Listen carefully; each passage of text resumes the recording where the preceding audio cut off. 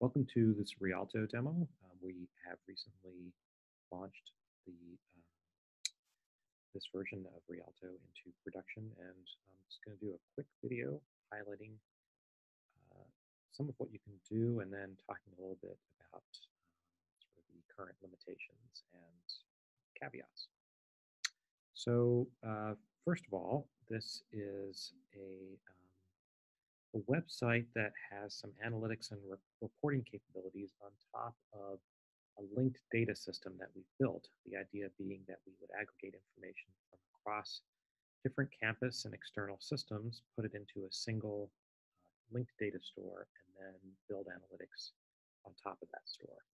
So what we're looking at here is a view into that underlying aggregated data store.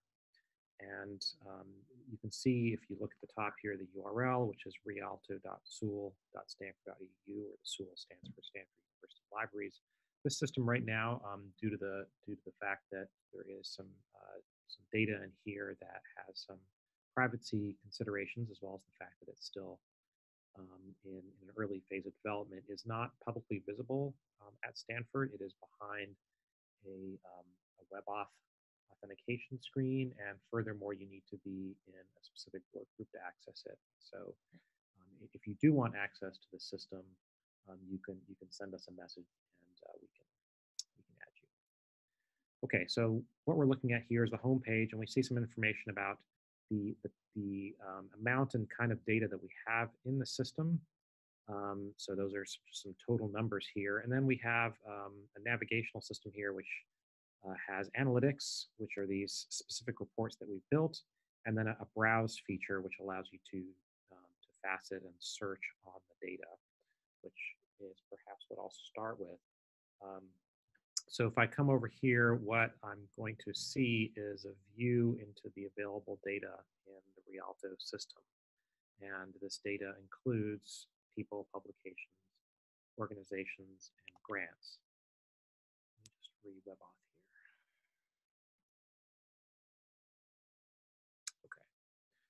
here. Okay. So we have some facets over here and some results and a search bar, which, for example, allows us to search for titles of either papers or grants, and it will return results. I searched on pediatric. We see that appears in many publications. It also appears in some organizational names, some grant names, etc.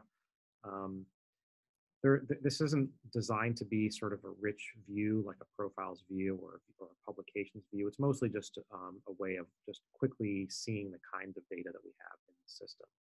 So it allows for just some verification that perhaps you're seeing what you expect, although there is some basic faceting capability. So for example, I could click on School of Engineering and get sort of a rough view into the people that are associated with the School of Engineering.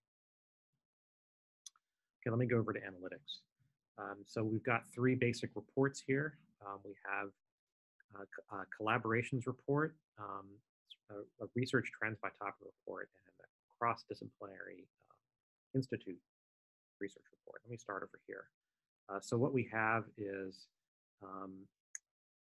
an ability to look at the publications over a certain time period, and that publications that were generated by Stanford researchers, and analyze the co-authors of those publications, which could be and very often are other Stanford people, but are people from institutions across the world. In other words, the collaborators of these Stanford folks.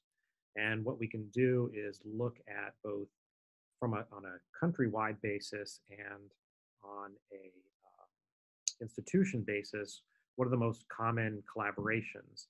And we can do this by school. So for example, if I were to come down to the School of Engineering and wait for the report to complete, what it's doing is analyzing for this period of time here, for the last 3 years, all of the Stanford faculty associated, all the Stanford researchers, I should say, associated with the School of Engineering, look at all the publications that we've aggregated for them, and then furthermore, look at all the co-authors of those publications and look at where those co-authors are based, and then uh, tabulate those. So this gives us a sense for, in the School of Engineering, where are these collaborators internationally most often located. And I guess we shouldn't be surprised that there's a very large number from the US. This could represent Stanford or other institutions within the US. And then we have UK, China, Germany, and so on, going on down. And we have towards the bottom here a map, sort of a heat map of the world showing where these countries are and their relative amounts. Furthermore, we have the ability to drill down into a specific report, or a specific country, I should say. So if you were really interested in um, which publications were tabulated over to produce these 7,277 collaborators from Italy, you can click this link and download a file that you can open up in Excel, which will show all of the publications and all the co-authors and the titles of those publications, so that you can get a sense for what are the publications and who are the Stanford authors that were part of those publications that had co-authors in Italy. And we can do this for the various units, schools at Stanford. We can do it for all of Stanford, and you can change the range of countries. You can do something similar at an institution level instead of a country level. So, for example, you can try and figure out, well, within the U.S., what are the most common institutions that are collaborated with within the School of Engineering? And while this is running, you'll when we get the results, you'll see there is sort of a similar detail report you can download, which will again show you the exact publications that were enumerated over. For example, to see which publications had the UC system as one of the collaborators, or this nuclear physics institute in Italy, which is presumably what generated so many collaborations with Italy as a country. And we can see Harvard ranks quite highly as well.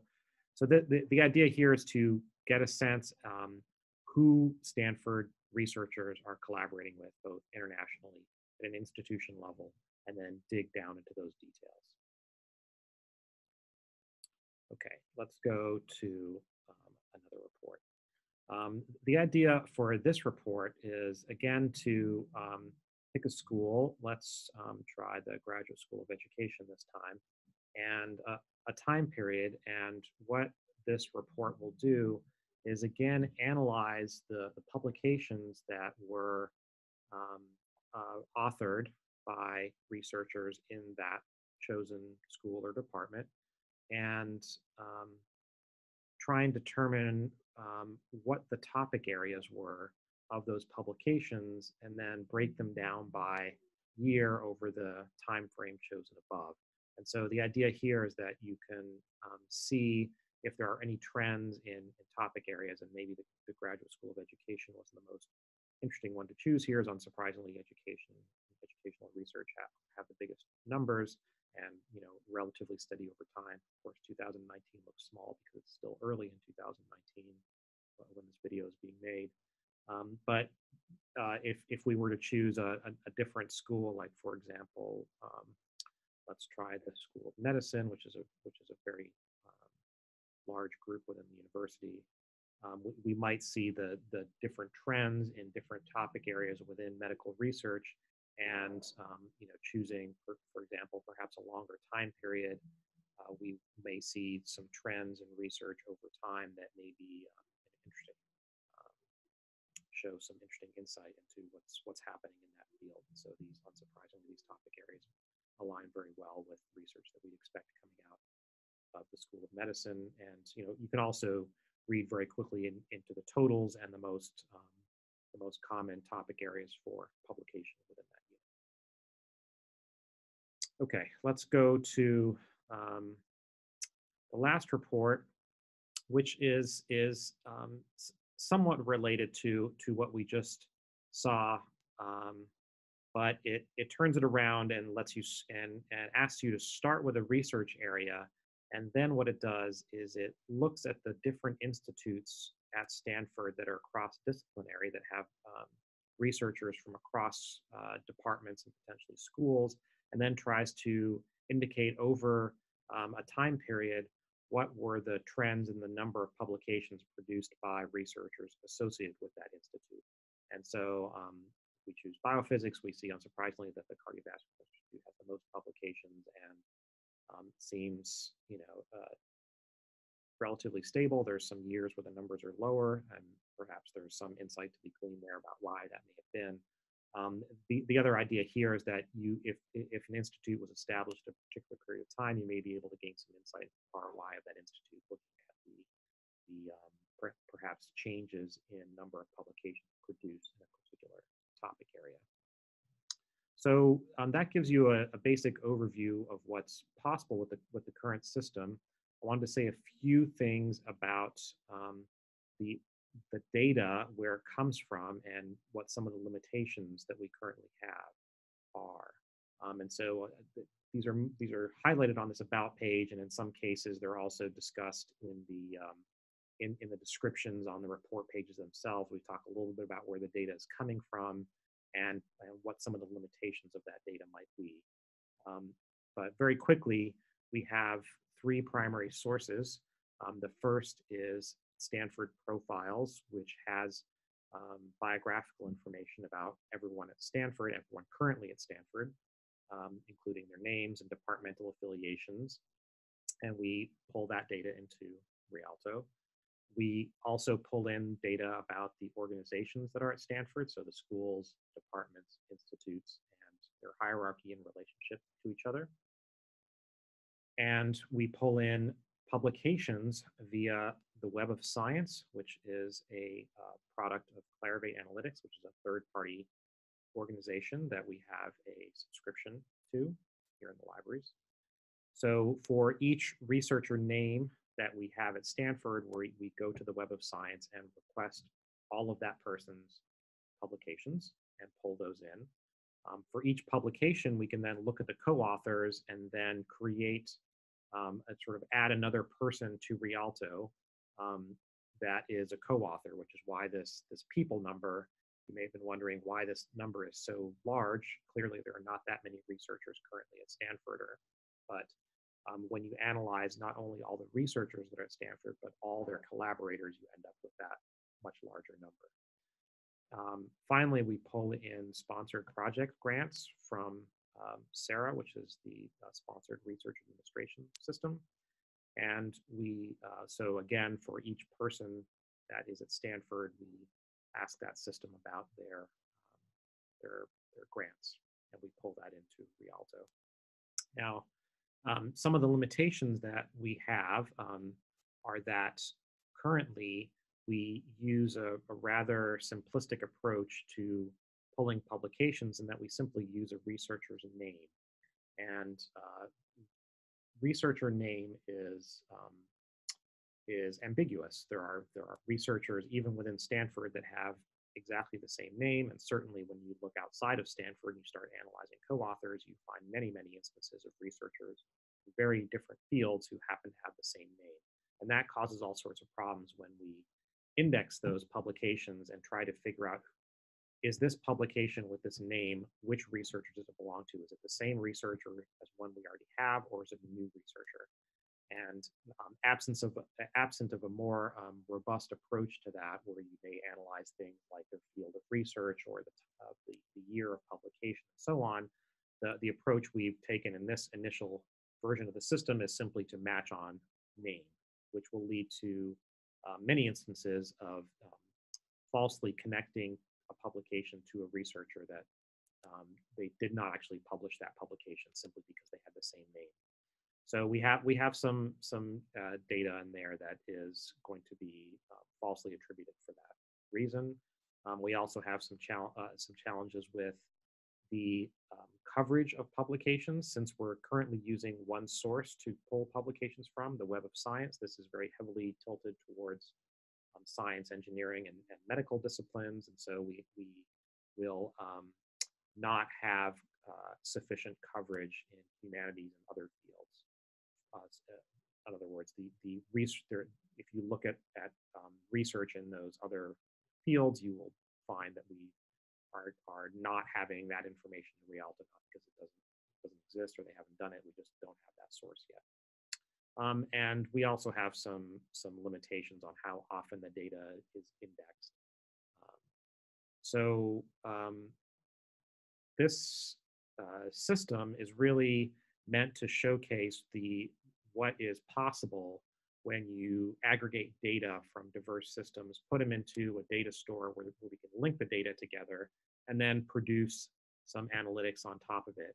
It's really meant to showcase the power of such a platform. And what we hope you get out of this video is a understanding of what may be possible.